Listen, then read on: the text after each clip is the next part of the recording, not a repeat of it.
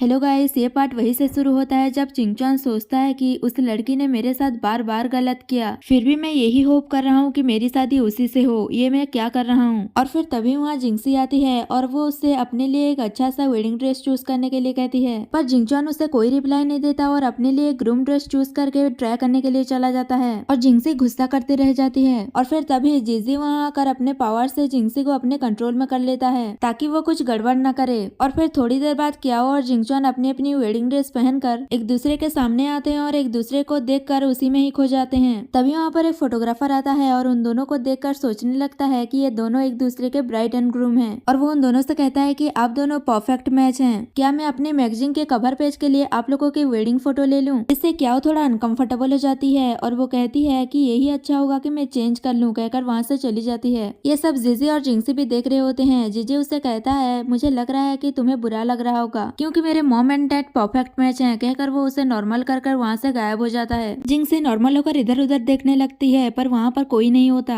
तभी उसे किसी का फोन आता है जो उसे कह रहा होता है कि आपने जो कहा था वो रेडी है, क्या हम अपना काम शुरू करें? तो जिंगसी थोड़ा सोचती है कि क्या मैं तुम्हारे साथ इतनी जल्दी कुछ गलत नहीं करना चाहती थी, पर तुम ही मुझे मजबूर कर रही हो। और फिर वो उसे ऑर्डर दे देती है कि अपना काम शुरू करो। क्या जब अपनी वेडिंग ड्रेस चेंज करने जाती है तभी वहाँ पर एक गुंडा आकर उसे बेहोश करके किडनैप कर लेता है। उसके बाद दिखाया जाता है एक सुनसान जगह पर कुछ गुंडे क्याओ को बांध करके रखे होते हैं और क्याओ के पूछने पर भी कि वो लोग कौन है और वो ऐसा क्यों कर रहे हैं वो कुछ नहीं बताते और क्याओ को परेशान करने लगते हैं। थोड़ी देर बाद जब सारे गुंडे ड्रिंक करके सो रहे होते हैं, क्याओ अपने आप को रस्सी से छुड़वा लेती है। फिर वो गुंडे के फोन से किसी को हेल्प के लिए बुलाने वाली थी, लेकिन तभी एक गुंडा जग जाता है और वो क्याओ को पकड़ लेता है और कहता है कि तुम्हारी हिम्मत कैसे हुई यहाँ से भागने की, तुम यहाँ से कभी नहीं भाग सकती। उसके बाद जोजो को दिखाया जाता है जो अपनी मॉम की लोकेशन ट्रैक करके जीजी को बता देता है और कहता है कि जाओ और हमारी मम्मी को सेव कर लो। और फिर जीजी अपनी मॉम के पास पहुंच जाता है और वो उन गुंडों को अपनी पावर से मार रहा होता है। तभी वहाँ पर जीजी की मास्टर की एक डिसाइबल जिसका नाम जुमू है वो आ जाती है। वो उन तीनों गुंडों को और साथ ही क्याओ को भी वहाँ से गायब कर देती है और जीजी से कहती है कि तुम इन तीनों गुंडों को मुझ पर छोड़ दो, मैं इन्हें संभाल लूंगी। और फिर वो भी गायब हो जाती है। पर जीजी सोचने लगता है उसने तीनों गुंडों को अपने साथ ले गई, पर उसने मम्मी को भी अपने साथ क्यों ले गई? फिर वो याद करता है कि जब उसने जोजो से पूछा था कि तुम्हारे पास कोई प्लान है क्या, तब उसने कहा था कि तुम टेंशन मत लो, सब कुछ मेरे कंट्रोल में है। तब जीजी समझ जाता है कि ये जोजो का कोई प्लान होगा